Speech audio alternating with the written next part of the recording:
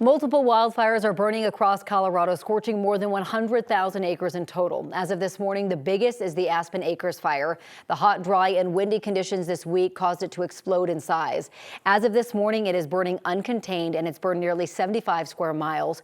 More evacuation orders and pre-evacuation notices were issued yesterday as firefighters continue to battle the fast-moving fire. At least 180 buildings have been burned. 55 of those are homes, and there's concern even more could be lost before crews get this under control. Thanks for joining us. I'm Corey Rose. And I'm Drew Carney. Meanwhile, 9 News reporter Courtney Yoon is going to join us live right here with more on the story. Courtney, a lot of families, a lot of local families are now having to deal with the reality that they've lost their homes.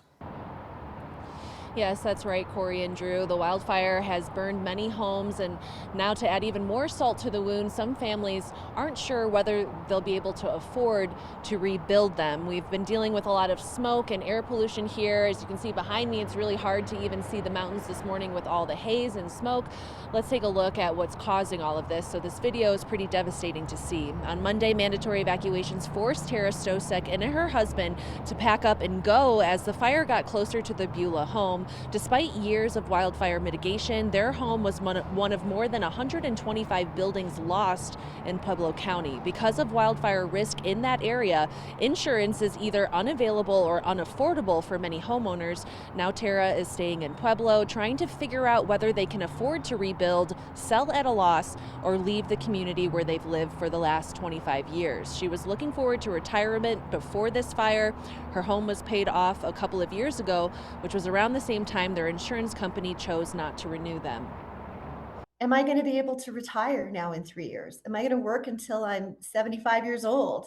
Because we have to, fund a whole new lifestyle that we didn't ever count on.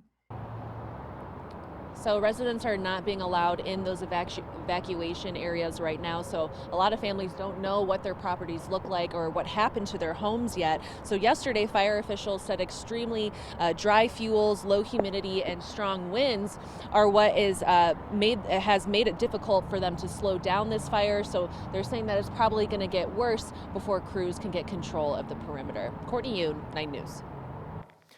All right, thank you, Courtney.